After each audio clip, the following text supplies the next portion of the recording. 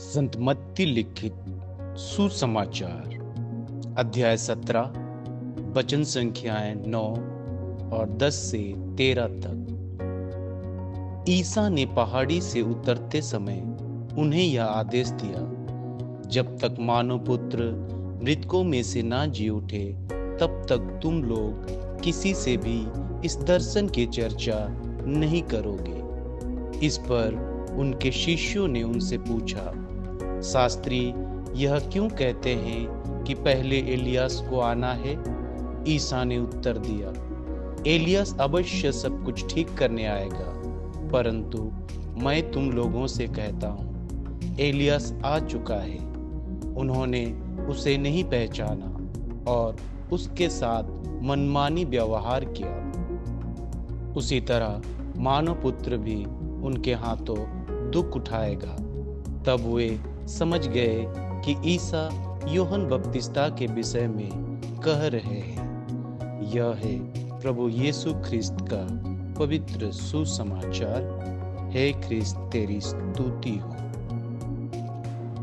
ख्रिस्त में मेरे माता पिताओं, भाई और बहनों और प्यारे बच्चों, आज संत मत्ती लिखित सुसमाचार का अध्याय 17 वचन संख्याएं 9, 10 से 13 में यह अंश यीशु के रूपांतरण की घटना के बाद का है, जहां उन्होंने अपनी दिव्यता को पतरस, याकूब और यूहन्ना के सामने प्रकट किया। पहाड़ से नीचे उतरते समय यीशु अपने शिष्यों को निर्देश देते हैं और एलिया से जुड़ी भविष्यवाणी के बारे में स्पष्ट करते हैं। वचन संख्या के विवरण। मत्ती 17:9। यह बात किसी से ना कहना। यीशु ने शिष्यों से कहा कि रूपांतरण की घटना को तब तक ना बताएं जब तक कि वह मरे हुओं में से जी ना उठे। क्योंकि उस समय लोग यीशु के पूरे मिशन को नहीं समझ पाते। अगर उन्होंने पहले यह बताया होता तो लोग इसे गलत समझ सकते थे। उदाहरण स्वरूप, मान लीजिए कि आप किसी फिल्म का अंत पहले ही बता दें, लोग पूरी कहानी को सही से समझ नहीं पाएंगे और शायद इसे गलत व्याख्या करेंगे। यीशु चाहते थे कि उनकी मृत्यु और पुनरुत्थान के बाद ही यह प्रकट हो। संत मत्ती अध्याय 17 वचन संख्या 10। एलिया से पहले क्यों आना चाहिए? शिष्य मलाकी 4 अध्याय वचन संख्या 5 से 6 में लिखी भविष्यवाणी का संदर्भ देते हैं, जिसमें कहा गया था कि मसीह के आने से पहले एलिया आएंगे। वे उलझन में हैं क्योंकि उन्होंने यीशु की दिव्यता देखी, लेकिन एलिया के आने के बाद समझ नहीं पाए।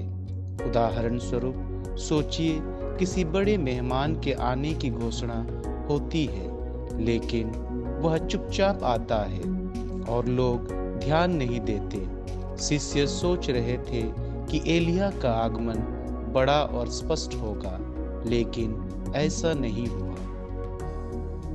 मत्ती लिखित 17 का 11 पद। एलिया आता है और सब कुछ ठीक करता है। यीशु यह मानते हैं कि एलिया के आने के भविष्यवाणी सत्य है, लेकिन यह एक प्रतीकात्मक घटना है।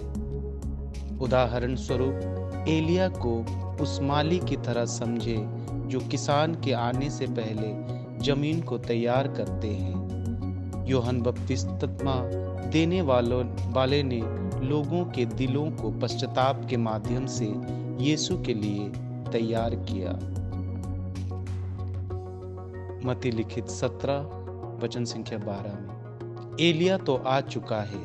यीशु यह प्रकट करते हैं कि एलिया यूहन्ना बपतिस्ता देने वाले के रूप में आए थे, लेकिन लोगों ने उन्हें नहीं पहचाना।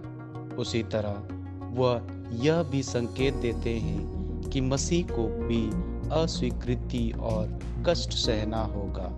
उदाहरण स्वरूप, सोचिए कि एक कंपनी अपने कर्मचारियों को बदलाव के लिए तैयार करने के लिए एक सलाहकार भेजती है, लेकिन यदि लोग सलाहकार को अनदेखा कर दे तो बदलाव तो होगा, लेकिन वे इसके लिए तैयार नहीं होंगे। मत्ती लिखित सुसमाचार 17:13 में शिष्य समझ गए।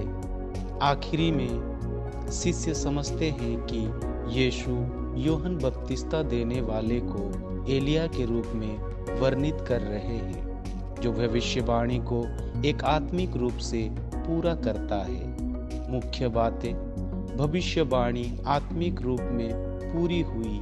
यूहन्ना बपतिस्मा देने वाले ने एलिया की भूमिका निभाई। पहचानने में गलती: जैसे लोगों ने यूहन्ना को नहीं पहचाना, वैसे ही कई लोगों यीशु को मसीह के रूप में नहीं पहचानेंगे। परमेश्वर का समय: यीशु ने अपने मिशन को प्रकट करने के लिए सही समय चुना। क्या आप इसके लिए और आधुनिक उदाहरण या गहराई से समझना चाहते हैं? यह है प्रभु यीशु ख्रिस्त का पवित्र सुसमाचार का सारांश। आमीन।